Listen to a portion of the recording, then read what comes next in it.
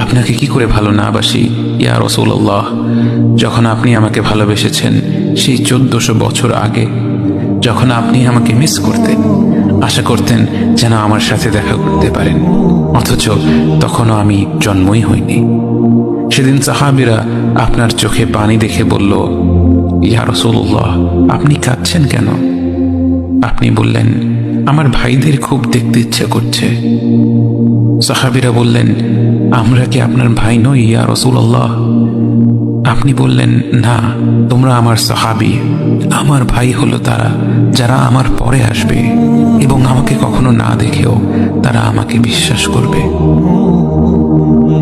মৃত্যু শয্যায় শুয়ে আপনার অন্তরে এই চিন্তা ছিল যে আমাদের পরিণতি কি হবে।